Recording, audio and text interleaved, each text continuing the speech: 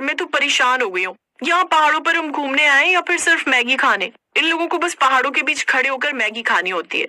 हद होती है किसी बात की। ऐसा लगता है जैसे इन्हें ठंड ही नहीं लगती। शीतल कड़ाके की ठंड में मैगी खाते हुए अपने आप से ये बड़बड़ा रही थी। आखिर वो परेशान क्यों ना हो? वो अपने ससुराल वालों के साथ मनाली घूमने गई थी, लेकिन उसका परिवार घूमने की जगह बार बार गाड़ी रोककर मैगी खाने खड़ा हो जाता था। अगले दिन और वहाँ जाकर क्या होगा? ठंड में मेरा ससुराल फिर से मैगी तो खाएगा। आप लोग थकते नहीं है क्या? अरे पहाड़ों पर आए और मैगी नहीं खाई तो क्या खाक पहाड़ों पर आए? पहाड़ और मैगी का तो समझो सुई और धागे जैसा रिश्ता होता है। शीतल ये बात सुनकर मुंह बनाने लगती है।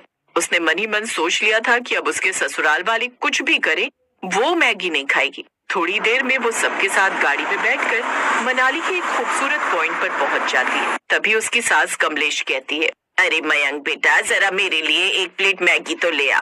और हाँ सुन, इस बार वेजिटेबल वाली मैगी लेकर आना। ये प्लेन मैगी खाने का क्या फायदा? सिर्फ पानी और मसाला डालकर उबाल देते हैं और पैसे पूरे लेते हैं। हाँ, और मेरे लिए भी तुम्हारी माँ की तरह वेजिटेबल मैगी ही लेकर आना। शीतल को लगा कि यही सही समय है। जब वो अपने मन की बात कहे, वो तुरंत बोली, और मेरे लिए चाय पकौड़े लेकर आना। मुझे चाय पकौड़े बहुत पसंद है। इस ठंडे मौसम में पहाड़ों के ऊपर चाय पकौड़ों का स्वाद ही अलग आएगा। अरे बहू, ये तू क्या बोल रही है? चाय पकौड़े तो हम दिल्ली जाने के बाद भी खा लेंगे। तो मम्मी जी, मैगी भी तो आप 15-20 रुपए का पैकेट खरीद कर घर पर खा सकती हैं। फिर आपको पहाड़ों पर ही मैगी क्यों खानी है? मुझे तो समझ में नहीं आता कि मुझे ठंड में खुले में मैगी खाने वाला ससुराल क्यों मिला है। शीतल की बात सुनकर वहाँ एक पल के लिए सन्नाटा छा गया। शीतल, मम्मी के सामने कम से कम ऐसे तो मत बोलो, उन्हें बुरा लग जाएगा। लेकिन शीतल आज ठान कर आई थी। वो कड़कड़ाती ठंड में नीली पड़ रही अपनी उंगलियों को रगड़ते हुए बोली, बुरा लगने की क्या बात है मयंक? कल से हम 5 बार मैगी खा चुके हैं। कल रात डिनर में भी आप लोगों ने हल्का खाना बोलकर मैगी ही बनवाई थी। अब तो मुझे पहाड़ों की वादियों में भी सिर्फ पीले रंग के नूडल्स ही नजर आ रहे हैं। तभी पास ही के एक स्टॉल से धुआं उड़ाते हुए गोलू बाहर आया। गोलू इस पहाड़ी मैगी पॉइंट का मालिक था, जिसकी उम्र मुश्किल से 20 साल रही होगी, लेकिन पहाड़ों के किस्सों में वो माहिर था। अरे दीदी, आप नाराज क्यों हो रही हो? पहाड़ की मैगी में जो जड़ी बूटियां और यहाँ का पानी होता है ना, वो दिल्ली के फिल्टर वाले पानी में कहाँ। और रही बात पकौड़ों की, तो अभी बना देता हूँ गर्मा गर्म प्याज और मिर्ची के पकौड़े। ठीक है भैया, आप मेरे लिए पकौड़े ही लेकर आ जाओ। आज तो मेरा चाय के साथ पकौड़े खाने का ही मन है। मैं नहीं मैगी खाने वाली। शीतल को लगा कि शायद उसकी जीत हो गई है, लेकिन उसकी सास कमलेश जी इतनी आसानी से हार मानने वाली नहीं थी। बहू, तू समझती नहीं है, ये जो मैगी है ना, ये सिर्फ खाना नहीं है, ये एक एहसास है। जब ठंडी हवा गालों को छूती है और हाथ में वो गरम डिस्पोजेबल प्लेट होती है, तो लगता है कि हम सच में वेकेशन पर हैं। बिल्कुल। और देखो, यहाँ पकौड़े खाओगी तो तेल भारी पड़ेगा, पेट खराब हो जाएगा। पापा जी, इसमें मैदा होता है और आप लोग तो ऐसे बोल रहे हैं जैसे मैगी पहाड़ों की कोई प्राचीन परंपरा हो। तभी वहाँ मिसेस खन्ना आती हैं। ये मयंक की बुआ थी, जो पिछले साल ही रिटायर हुई थी और हमेशा अपने साथ सफाई का झंडा लेकर चलती थी। अरे भाई, यहाँ क्या पंचायत हो रही है?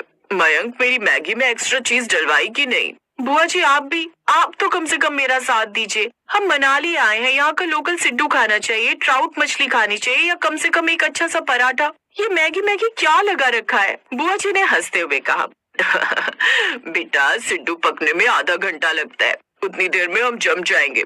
मैगी 2 मिनट का वादा करती है और 10 मिनट में मिल जाती है। पहाड़ों पर धैर्य कम और भूख ज्यादा लगती है। शीतल ने तय किया कि वो आज अपनी मर्जी की मालिक बनेगी। उसने गोलू से कहा, भैया, आप मेरे लिए 2 प्लेट मिक्स वेज पकौड़े और एक कड़क अदरक वाली चाय लाओ।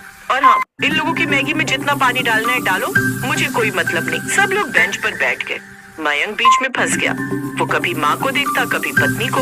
उसने धीरे से गोलू को इशारा किया, भाई, मेरे लिए एक हाफ प्लेट मैगी और 1 प्लेट पकौड़े लगाना। जैसे ही पकौड़े और चाय मेज पर आए, उनकी खुशबू ने हवा में जादू कर दिया। ताजा कटे हुए प्याज और बेसन के सुनहरे पकौड़ों की महक ने कमलेश जी की नाक में हलचल मचा दी। शीतल बड़ी चाव से पकौड़ा उठाकर पुदीने की चटनी में डुबोते हुए बोली, वाह, असली मजा तो इसमें है।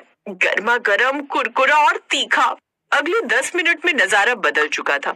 जो परिवार सिर्फ मैगी का गुणगान कर रहा था, वो अब शीतल की पकौड़ों वाली प्लेट पर टूट पड़ा था। अरे वाह गोलू, ये चटनी तो बड़ी जबरदस्त बनाई है तूने, थोड़ी और लाना तो। शीतल, तू सही कह रही थी, ठंड में तली हुई चीजों का अपना ही मजा है। मयंक, 1 प्लेट और मंगा ले।